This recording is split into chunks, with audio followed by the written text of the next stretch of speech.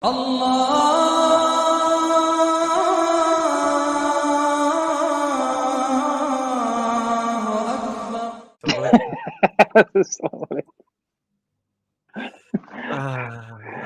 don't know what's going on. I'm going to get rid of these Muslims. Are you Muslim, bro? Higher power? I'm not. You're not Muslim? No, I'm sorry, I didn't read the description of the this live video, but I'm an atheist. Oh, we love atheists here. And I just want to know for myself, or what you guys think, that why should I believe in the two major religions that I have around me? At least my friends are, obviously Islam and Christianity. But why should I pick Islam over Christianity? And kind of a second question right behind that is Christianity, at least to my knowledge, is the largest religion? Why would it be in that direction if you believe Islam is the truth? Okay, I'll answer the second part, and I'll let the boys answer the first part. Fair enough? Yeah. Oh, okay. So first of all, Christianity is not a monolith. So you have you have Protestants, you have Catholics, you have Mormons, you have Pentecostals. Yeah. So the Protestants don't recognize Catholics as Christian. Yeah. So they don't all believe the same thing. They all believe in different things. So the idea that it's the biggest religion is moot. Yeah. And also it had a 600-year head start on Islam. Yeah. Islam is becoming one of the biggest religions in the world. It's the fastest growing. Yeah. So the idea that Christianity is the biggest religion, so it makes it true, is irrelevant. I guess what I'm trying to ask is just me thinking about it is, obviously God, in the belief, shouldn't Islam be the biggest? Like, why is it like behind? I guess I'm not understanding that. And I just why should it be the biggest? Why should it be? Well, if it's the truth, and if there's a God, right, or a higher power, whatever you want to call it, wouldn't he, put that forth? Not necessarily. Why would that necessarily be the case? Well, because I would imagine God want to bring his message, the truth, to be up front, the most recognized one. I mean, don't you think that's logical? Not necessarily. You're just sort of reiterating that you think it is, but you're not really telling me why. So, like within the Quran, for example, we understand that there was a particular time when one of the prophets, Noah alayhi salam, and his immediate family were the only believers. So there was very little people on earth that believed. When Adam alayhi salam was first created, he was, along with Eve, the only believers. So there's nothing about there being a large number of people following a particular thing which makes that thing right. Truth is distinct from the number of people following it. Okay, I think just logically, me thinking about it, I would imagine, God would put the clear message, certainly clear to where everyone would grasp onto it. You know what I'm trying to say? I mean, am I not making sense? I know what you're trying to say. No, I know what you're trying to say, but you're assuming something, and you've thrown the word logically in there, but you're not really giving like an argument as to why. You just keep reiterating the conclusion without really giving any reasons, and you're just sort of hoping that we see it as obvious, and I don't see it as obvious. So I'm asking you to explain why it's obvious, or at least give a reason why we should hold that. Well, why would it be the case? The way I'm thinking, if I can try to describe it, I would think of God as obviously all-knowing, all-powerful, and want us to follow his ways. Yeah. So just right there, I would think, well, he will lead us to that direction. So I mean, I'm just saying. What's your name? Jeff. Right, Jeff, you just ignored what I said to you. Well, I apologize. Maybe I missed the point. I'll say it again to you. Christianity is not a monolith, so it's not one entity. So if God wanted to, so what you're talking like the biggest religion must be true. Yeah, that's the kind of way you're thinking. But Catholicism and Protestants believe different things. Unitarian Christians believe different things. Jehovah's Witnesses believe different things. Mormons believe different things. All these versions of Christianity believe different things. It's only when you add them all together, stack them all up to say, oh, Christianity is the biggest religion. But they don't believe the same thing. So it can't be true. So what a Protestant believes and what a Catholic believes can't both be true. That makes sense. I get what so you're you saying. can't add them together and say, yeah, this is the biggest religion. Do you get me? Yeah, no. And like I said to you, Christianity had a 600-year head start. It had the Roman Catholic Church, the Romans behind it, the Roman Empire behind it, forcing it on the people. You go to South America where all the Catholics are there. You've got the Portuguese conquistadors who went there and forced it by the sword. Yeah? Do you think Christianity is this kumbaya, everybody love it? Look at the history of Christianity. People were burned at the stake for not believing in a particular version of Christianity. Can I hold you to that point and kind of ask you, why do you think God would allow that piece to happen then? You know? This is the kind of things I think about. Well, here's the thing. So you came on here as an atheist, and now you talk about why would God do this and why would God do that? So I got a question. Hold on real quick, Jeff. So before we get into why God does what he does, let me ask something. Do you believe there is a God at all, or are you atheist or agnostic? That's my question. I mean, I apologize. I may be wrong with the definition of atheist agnostic, but I do. There's got to be a higher power. I just don't know. What's the path? Okay, that's cool. Good. That's cool. So instead of coming on with "I'm an atheist," which religion is the best? I mean, Jeff. Well, my apologies. My apologies. All right, no worries. Go on, Jeff. Jeff, I appreciate your good manners, first off, right? Trust me, as somebody who's at the park a lot, not Hyde Park, at Balboa Park, we get a lot of people with bad manners. So I really just appreciate your good manners, first off, right? Mm-hmm. Secondly, I think these are all, I mean, again, atheist, agnostic, the definition is always a little blurry. So I totally understand where you're coming from.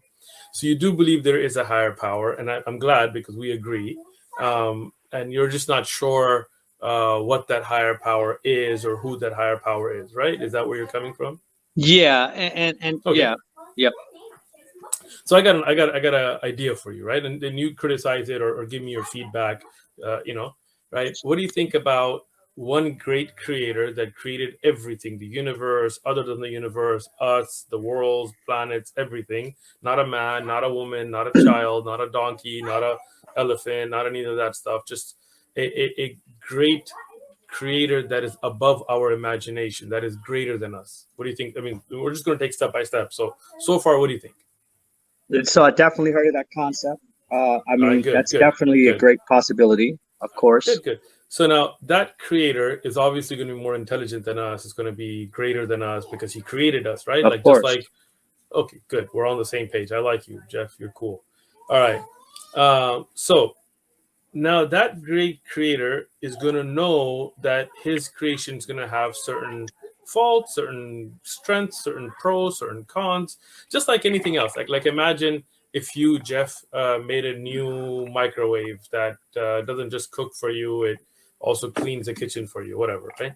Nice microwave. But yeah, it's nice, right? Yeah, I mean, so if you made one of those, but you made it, you designed it, you manufactured it, you know that it has certain things that will ruin it, right? For example, if you put metal spoons in it, it's gonna blow up your kitchen, right? Then you're gonna make sure that you send some kind of guidance, some kind of a manual, some kind of a warning label that says, "Hey, don't put metal spoons in it," right? Right. So I think I know where you're going with this. I mean, I feel like I've heard this argument before with the. It's okay. Let's just take it step by step. Why we gotta get ahead of each other, right? Okay. So far, what do you think? Does that make sense? Yes. I mean, yes. Okay, good.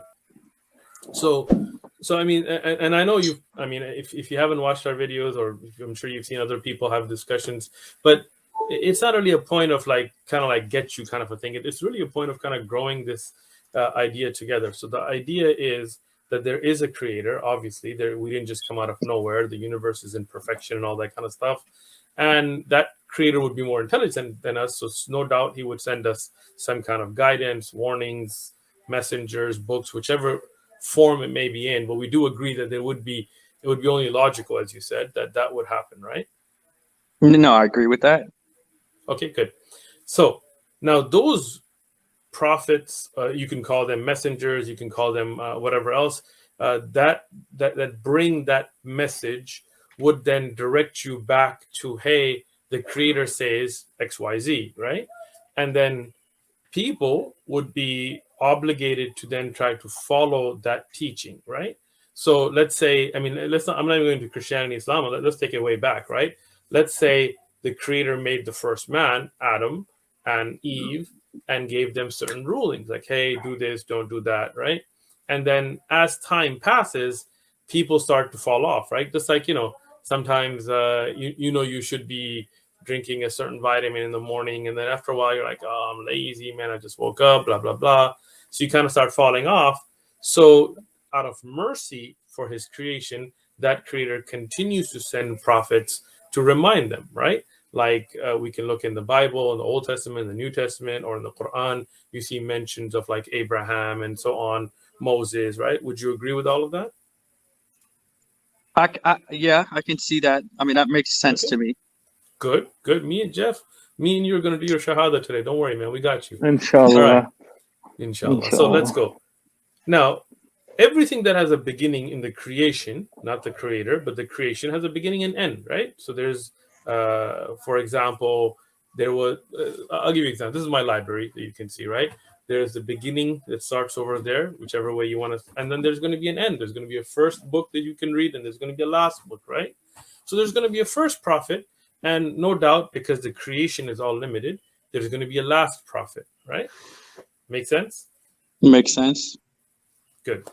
So I will put the hypothesis forward now that as we have agreed, Adam, Abraham, Moses, Jesus, peace and blessings be upon all of them, these were all prophets that were sent.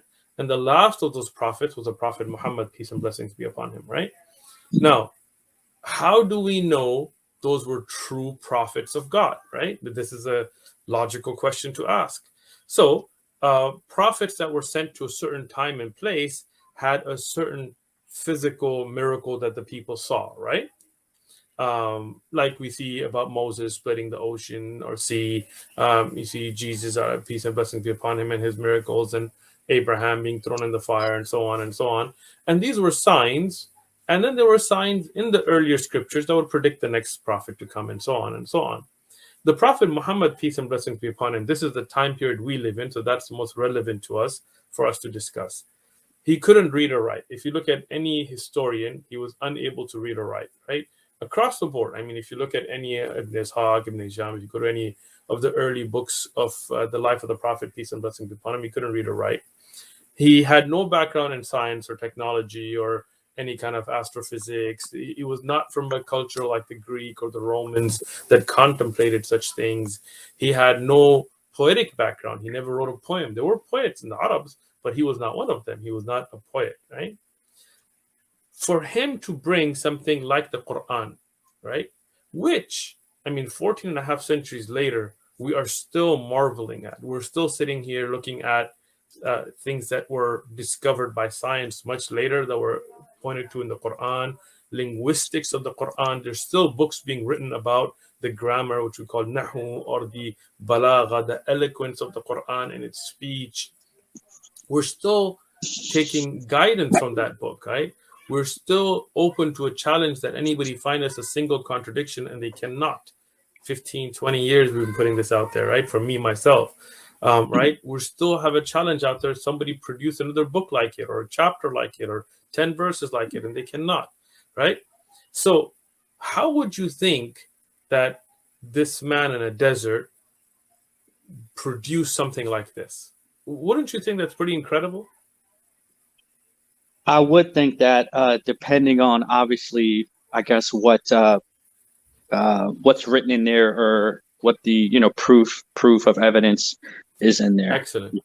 So, for example, the Quran talks about that all the heavenly bodies, meaning planets, even the moon and the sun, have orbits. They float in a set course, right? Now, the sun having an orbit, even to very recently, scientists were arguing and denying it, which recently, if you look at the research put forward now, they say, yeah, the sun also has a very slow, but it does have an orbit. The moon having an orbit, the planet Earth having an orbit, the other planets having orbits. How would a man like the Prophet Muhammad, peace and blessings be upon him, in a desert have known that? No, that's interesting. I see where you're going. Let me give you another one. Like, let's say somebody could say he guessed at it and he got it right. Okay. The Quran talks about how fresh water and seawater meet but don't mix. Right? Now, understand geographically, and I teach the life of the Prophet, peace and blessings be upon him, and I encourage you to watch videos. If you go to the One Message Foundation, which is you can see here, or the Ribat, you'll see the life. There's a playlist on there. So he had never been to a place where there was salt water, meaning all that he had seen in his life, peace and blessings be upon him, was sweet water, right? Rivers and seas. Had never been to an ocean. So how would he have known that? Yeah, you're right. I don't know. Right? Now let me give you another one. Right? The Quran talks about the development of the fetus inside the womb, the stages of development. Right? Now, this until we got ultrasound, there was no way we could have known. A man in a desert that couldn't read or write, that had no scientific training, how would he get that right? Very interesting. Let me give you another one. Just I want your heart to be satisfied. Right? In the time of the Prophet, peace and blessings be upon him, there was a request from the polytheists of Mecca, the people who worshipped idols. And they told him, if you're a true prophet, then split the moon. Right? Do something that could not be naturally done by a man like you. Like it would be impossible for you. Right? The Prophet, peace and blessings be upon him, and I have a video on this if you want to see it. Just put moon splitting Uthman ibn Farouk, and I give you all the evidences. I'm just going to give you a summary here, but if you want to look at more research that I've presented, you can look at it. But here, the Prophet ﷺ told him, okay, if I do that, will you believe? They said, yes. He said, okay. So he asked Allah, by the will of Allah, not by the Prophet's own ability, by the will of the Creator, the moon split, and it came back. Right? Now, that is an extraordinary claim, right? It's what? Are you kidding, right? No, but we're not. We can give you, and again, like I said, you can watch the video. We can give you historic references from the companions of the Prophet, peace be upon him, that saw this, first-hand reports that were documented, that were checked, that were verified. We can give you reports from the enemies. Now imagine that, right? Like, let's say me and some guy are in a debate, and that guy says David would put us to shame. So you know that they got humiliated if the enemy admits to it, right? So the enemies of the Prophet Muhammad, peace and blessings be upon him, the polytheists of Mecca, the mushrikeen, they said, we saw this, right? And I list all their names, their biographies, what books this is recorded in the video that I've made, right? Then you have people that were in other cities, like Anas ibn Malik, who at the time was in Medina, right? He was not in Mecca. He also reports this, right? So people in other geographical locations. Then you have Hindu records, which again, our standards of checking in hadith are very high, but those are oral and written traditions in India that are widely accepted there. They have witnesses that were people in India that saw this and confirmed this and later became Muslims, built mosques that are still standing, having witnessed this splitting of the moon, right? So with all of that evidence, right, how would a man be able to split the moon? I mean, even if it was a trick, how would he trick the world? I mean, how would he trick people in other geographical locations? It can't be like a asteroid hitting the moon or something, because that doesn't split and bring it together, right? And we don't have any record of asteroids hitting the moon at the time. We do have cracks across the whole surface of the moon, and two sides of the moon that NASA has said have either come together at a different time or were separate at a time because there's two different sides, right? So that means that such a miracle, right, could not have been done except by supernatural means, right? Yeah, if all the evidence points to that, and if it's, Sure, we have that direction. I mean, yeah, I would take that. All right, so Jeff, now look at this, right? You already believe there's one God, right? You always believe there's a creator. You already believe that they sent prophets. You already believe that those prophets brought messages. You already now have been given Quranic miracles, things that scientists have figured out later on that are there in the Quran that were mentioned that the Prophet Muhammad, peace and blessings, could not have known, right? You've already now learned about physical miracles in addition, right? Then you have the linguistic miracles, right? All of this put together, isn't it clear that the Prophet Muhammad was a true prophet, peace and blessings be upon him? I would say so, yes. Good. But at the same time, Jeff, you're such an honest guy. I like you. I appreciate that. I like this conversation too, because it's always been running across my mind. But then I question. Question. I guess I question the other religions too. You know, what if they have the same type of material that you guys have? I guess I'm trying to understand which. Why should I got you, Jeff. No problem. You know? So now let's think. Let's go. Just 1 second. I'm not going to. Go ahead. I just want to, because you came on saying Christianity is the biggest religion. I just wanted to share something just for Jeff. You see that? Yes. You need to add all that up. And all of those guys disagree with each other. To be very honest, I mean, being a biggest first thing, if you were just going to go by numbers, then non-Christians would be more than Christians. I mean, that doesn't really matter. I think Jeff's past all that. Jeff's now, he's at the shahada level. All right. So, Jeff, I like the fact that you want to question. Like, this is what I appreciate, because I don't want you to blindly go into things. This is not church where we're like, just shut up and believe, right? This is Islam. We want you to be critical thinkers, right? So what about other religions? So let's go through it. Let's go. I mean, we can't go over all religions, but briefly, let's go over the major faiths, right? Let's start with Hinduism, right? Do you believe? I'll pause there. Can I pause you there? Can we just go Sure. through Christianity and Islam? Those are only two that I feel like I would look That's into. it, Jeff. You just made my life easier for me. Great, thank you. All right, so let's go into Christianity. Okay, so if we look at the Christian belief, right, and I'm going to ask you, because every Christian has a different belief, I'm going to ask your idea of what you think the Christian belief is, right? Do you believe the Christian belief, if you were to believe in Christianity, for example, would you believe that Jesus is God, or would you believe Jesus is the Son of God? Or both? Or neither? So let me just put something. I have a buddy of mine who's a Unitarian Christian, and I believe I get confused sometimes. I believe he doesn't believe Jesus is God, and I don't think I would take a man as a God, because we're men and we're just not perfect. Jeff, I just can't imagine that. You're already Muslim on the inside, Jeff. I can tell, but it's okay. Let's take it. Let's go through the steps.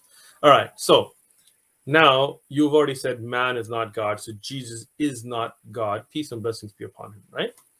So who was Jesus according to the Christian Unitarian belief? Was he physically God's son, like biologically? I don't know. I don't think so. Right? But if you don't think God, like imagine if I told you, and may Allah protect us all, right, that God got married and divorced, right? You would be like, what are you I don't believe about? in that type of stuff. Exactly. Now, if God had a son from a woman and wasn't married to that woman, that would be a little weird too, right? I mean, that'd be like, we're not a wedlock, right? So again, that doesn't really make sense, right? So God is not a man. Jesus, peace and blessings be upon him, according to me and you, is not God and is not physically the Son of God. So Jesus, according to the belief that you're putting forward now, is a messenger of God who brought a message. Are we good with that? I can believe that. Yeah, sure. Okay, good. He was born to a miraculous birth. I'm good with that. You're good with that. As was Adam, right? Adam's birth was not a normal birth. Adam had no father. He had no mother. Jesus, peace and blessings be upon him, at least he had a mother, right? Eve had no father, had no mother. Again, miraculous birth. And there are many other miraculous births we can find in the Bible and so on as well. Point there being that what that points towards is the Islamic belief, right? That Jesus, peace and blessings be upon him, was a true messenger, was somebody who was sent by God with a miraculous birth, but he wasn't God himself, and he wasn't physically the Son of God. Now, somebody may say, why is he called the Son of God? And I'm going to kind of summarize here because I don't want to take up too much of the time here. We know that in the Hebrew scriptures, even the kings of Israel were called sons of God, and it was a term of endearment in the Hebrew world, it was not physical, right? I have my Bible here, right? So I'm going to read to you a scripture that you can read to your friend. Exodus 4:22. Okay. Then you shall say to Pharaoh, thus says the Lord, Israel is my son, my firstborn. Right? Now, whether you take Israel here to be Jacob or whether you made it to be the nation of Israel, he's called the son of God, the firstborn. But I think all Jews, Christians, and Muslims would agree that this is not a physical son. It's a term of endearment, right? You would agree, Jeff? Correct. Okay. Now, still in the Old Testament here, 2 Samuel, we are in 6:23. No, I'm sorry, in 7:13-14. I've got too many highlights here. So 2 Samuel chapter 7, verse 13-14. This is God speaking to David about his son Solomon, Sulaiman alayhi salam. He shall build a house for my name, and I will establish the throne for his kingdom forever. I will be his father, and he shall be my son. Right? Bible.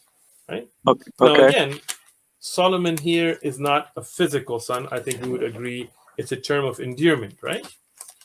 Right. Okay. Psalms of David, right?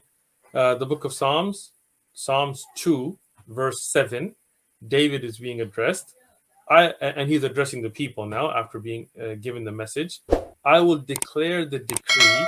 The Lord has said to me, you are my son today. I have begotten you. Right? And I'm giving you all these references, Jeff, so you can, you can Google it right now or look it up on your own. You can also find Ephraim in Jeremiah being called he says, for I am a father to Israel, and Ephraim is my firstborn, right? Even if you look at the genealogy of Jesus in the Bible, right? Now we're in the New Testament, right? For example, in Luke, right? When you go to Jesus now began his ministry, this is Luke 3:23-38, right?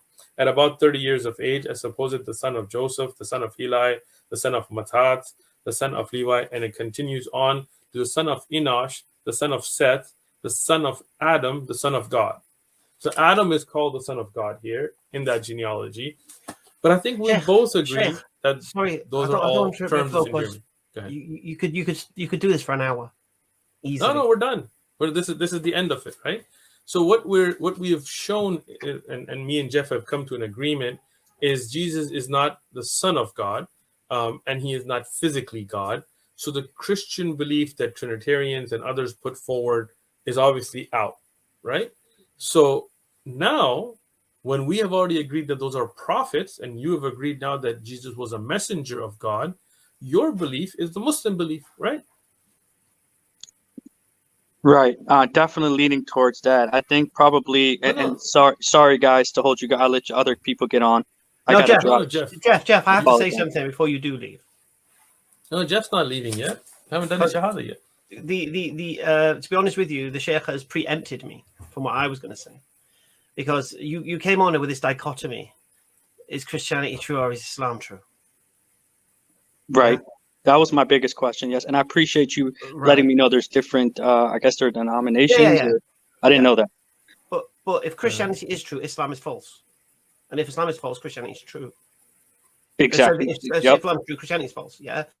Yep. So so basically, if that's your choice, then all we need to do for you is show you Christianity is absolute nonsense, and demonstrate it to you.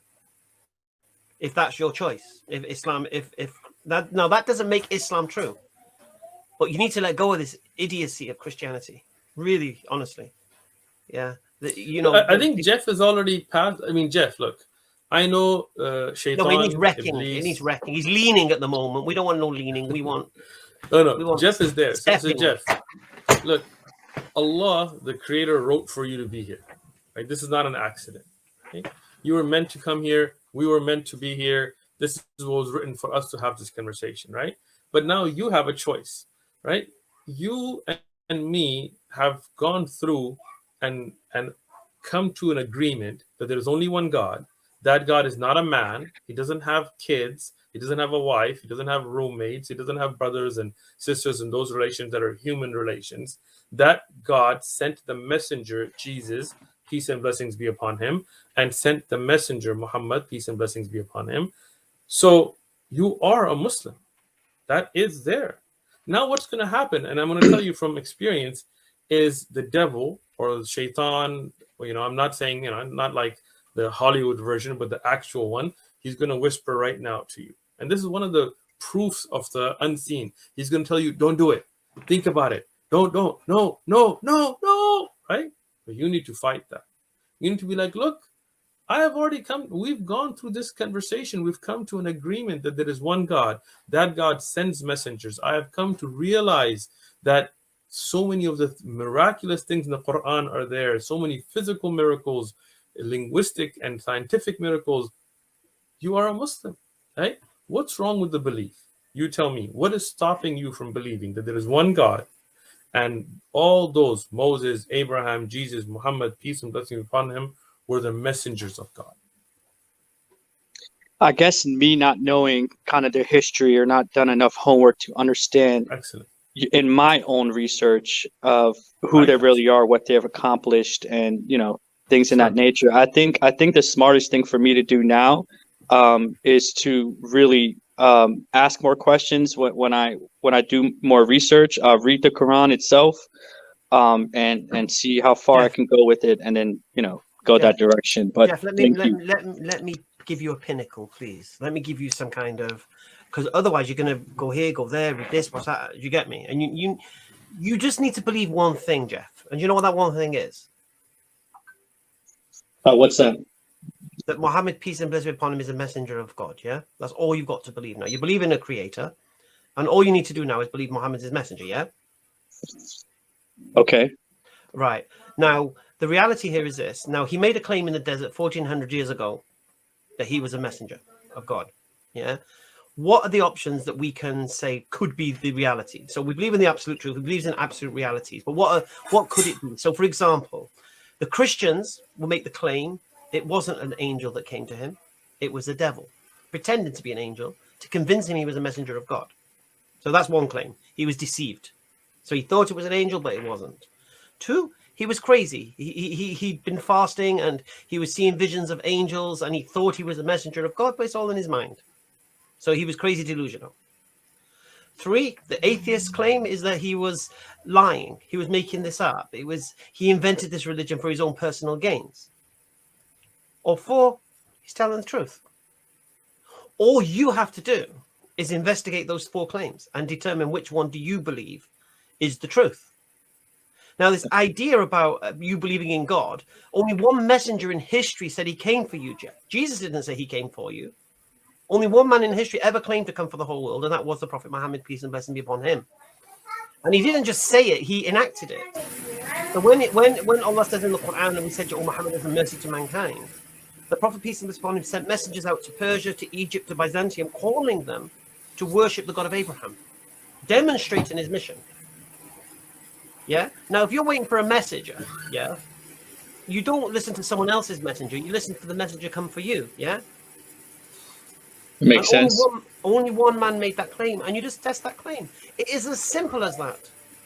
Yeah. I think that makes logical sense. Let me do my homework. I appreciate you guys' time.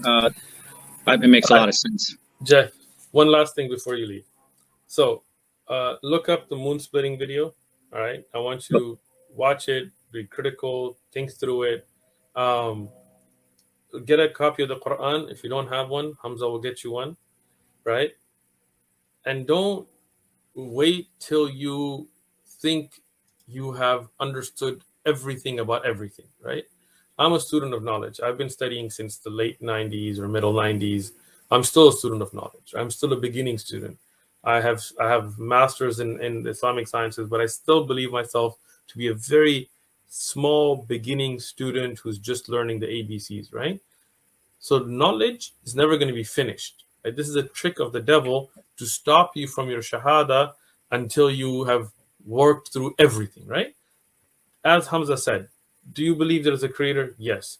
Do you believe he sent a messengers? He sent us messengers. Yes. You believe the Prophet Muhammad was a messenger? Yes. Peace and blessings be upon him. That's it. You're a Muslim, right? Accept Islam and then continue your studies, continue your research, continue your reading. Go through our playlist on the life of the Prophet, peace be upon him, and go through all the evidences and about his life. But don't wait for that, right? How do you know you're going to live to see tomorrow? I mean, I hear what you're saying. Cool. And just before you go, Jeff, just let the other lads, Sharif and Yusuf, have a word, just some words of wisdom. You muted, Yusuf. Come on, wait all the time for you to talk, and you muted. I want to hear Brother Sharif speak. I've not heard him. He said a couple of things at the beginning. I think the only thing I heard him say was, "I can't hear you, Yusuf." So no, alhamdulillah, I think the brothers, mashallah, Sheikh Uthman and Hamza, have mentioned a lot of very interesting points. I don't want to really make any other further points because I'll probably open up a new line of discussion with Jeff. Because I personally want to know why he believes in a higher power. What's his reasons for that? And I think from that it would allow us to understand which of the religions out there best fits the description of this higher power. Because obviously within Islam it's very clear that we believe that there is one absolute deity or creator or God. Who transcends anything, nothing like creation, basically. Laysa kamithlihi shay. There's nothing like Allah subhanahu wa ta'ala. And so, you know, the very understanding of the creator that we can come to rationally is what is contained within the Quran, within the text of Revelation, within Islam. So, you know, that's probably, but obviously it's a long discussion to have with Jeff regards to this. So I don't know if you want to go down that route or Hamza or. Well, I think let Jeff go now. I think, but I think that you're right. That is a very good conversation to have with Jeff. Jeff, can you email me? Yeah, I can. And just to be, completely transparent, I'm going to try to go through these videos that the other gentleman was talking about, and once I get more questions there, you know what I'm saying, so I can understand better, I can articulate maybe my questions. I'll move forward from there. But yes, I can always email you. I mean, Brilliant, Jeff. So I can put you in touch with the Sheikh as well as Sharif, so you can have that conversation with Sharif, no problem. So that's my email. Okay, Jeff, great. Where are you at, by the way? Just from your accent, you're American, right? Yeah, I'm from DC, Washington, DC. DC. All right. I'm in California, in San Diego. If you're ever this way, come on down. We have a mosque called Masjid Ribat. We're at Balboa Park usually on Sundays and so on. If you're in touch with Hamza, you're good. He's really good at keeping in touch, and that's wonderful. Last thing, I'm not as busy as these guys. I will respond to you. Okay, well that's good to hear, man. Thanks. I'm horrible at getting back to people, so please don't forgive me for that. Hamza knows. So popular, that's what it is, man. But Jeff, the truth is there. You've seen it. You know it in your heart. You've walked through it. Don't wait too long. All right. Appreciate it, man. And keep moving forward. Yeah. All right. I'd like to have a conversation with you, Jeff, one-to-one, man, and just deal with this Christian nonsense once and for all. Trust me, when I finish with you, you'll be laughing when anyone mentions Christianity to you. Honestly, you really will.